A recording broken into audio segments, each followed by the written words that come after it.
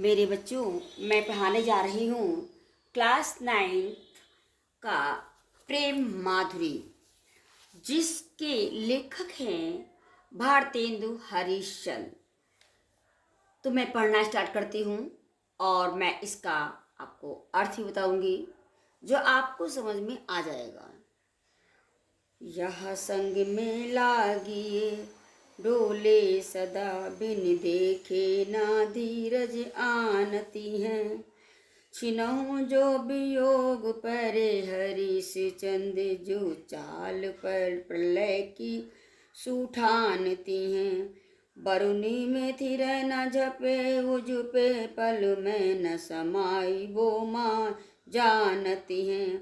प्रिय ते प्यार तिहार निहारे बिना अखियाँ दुखियाँ नहीं मानती हैं।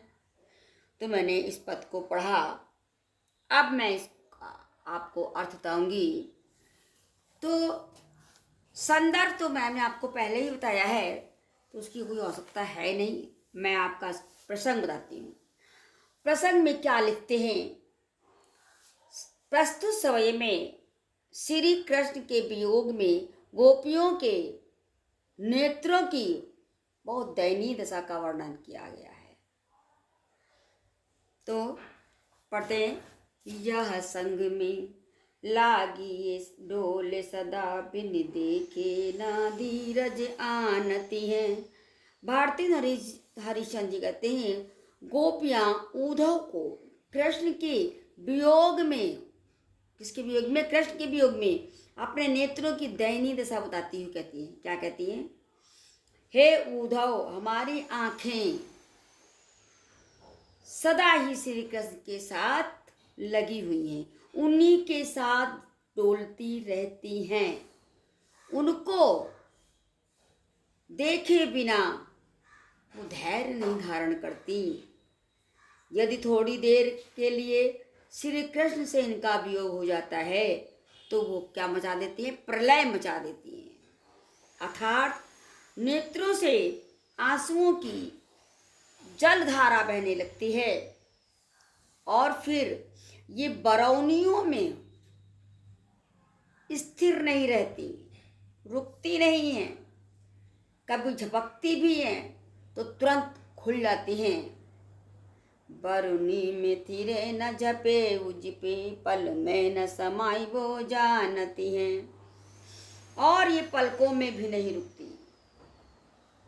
इसलिए हे उद्धव, श्री कृष्ण से जाकर ये कह देना, श्री कृष्ण, गोपियों की ये दुखी आंखें तुम्हारे देखे बिना मानती नहीं। अर्थात उनमें आपके दर्शन की उत्कृष्ट लालसा हमेशा विद्यमान रहती है और मेरी आंखें आपको ही देखना चाहती हैं। तो ये मेरा संदेश कृष्ण से जाकर तुम जरूर कह देना। काव्य सौंदर्य का कैसे लिखते हैं? भाषा ब्रज, शैली चमत्कारिक, छंद सवैया, रस वियोग, गुण माधुर्य, अलंकार अनुप्रास। तो ये था इसकी व्याख्या। अब हम दूसरी व्याख्या पढ़ते हैं। पद पहले बहु भांति भरोसो दयो अब ही मिलाय मिलावती हैं। हरिश्चंद्र भरोसे रही उनके सखियां जो हमारी कहावती हैं। अब वो ही जुदा हो रही हमसु उल्टो मिलके समझावती हैं। पहले तो लगाई के आगे अरी जल को अब आप ही धावती हैं। देखिए, आप इसमें एक जो गोपी बहुत परेशान है, विरह में है, तो क्या कहती है? देखिए, पहले तो सखियां, प्रसंग में लिखेंगे, पहले तो सखियां मिलाने की सांत्वना देती हैं, बाद में वो कहती हैं उनको भूल जाओ।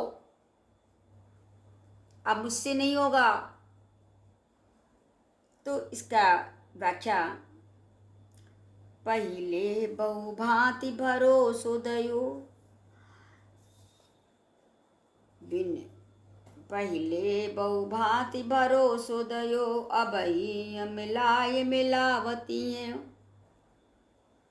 एक गोपी कहती है, पहले मेरी सखियों ने मुझे अनेक प्रकार से कृष्ण से मिलाने का वादा किया और कहा कि अभी अभी कृष्ण को लाकर मैं मिलवाती हूँ। हरिश्चंद्र भरोसे रही उन्हीं की। भारती हरिश्चंद्र जी कहते हैं कि वह गोपी कहती है, मैं पहले उन पर भरोसा कर लिया। वो तो सखियां जो हमारी कहावती हैं, क्योंकि वो तो हमारी सखियां थी, सहेली थी। अब वो ही जुदा हो ही रही, अब लेकिन वो मुझसे अलग हो रही हैं और ठीक पहले के विपरीत मुझे समझाती हुई कहती हैं कि तुम भूल जाओ उनको।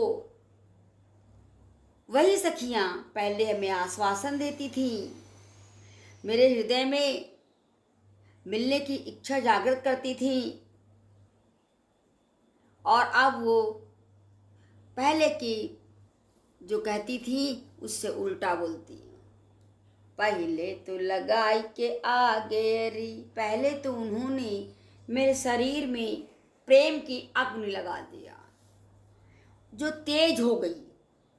अब समझाकर उस अग्नि पर, उस आग को बुझाने के लिए स्वयं दौड़ रही हैं और मुझे समझा रही हैं कि मैं अब उनको भूल जाऊं।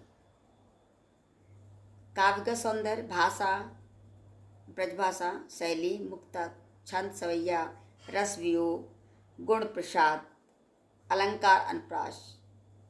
तो ये था आज की व्याख्या जो आपको समझ में आ गई होगी।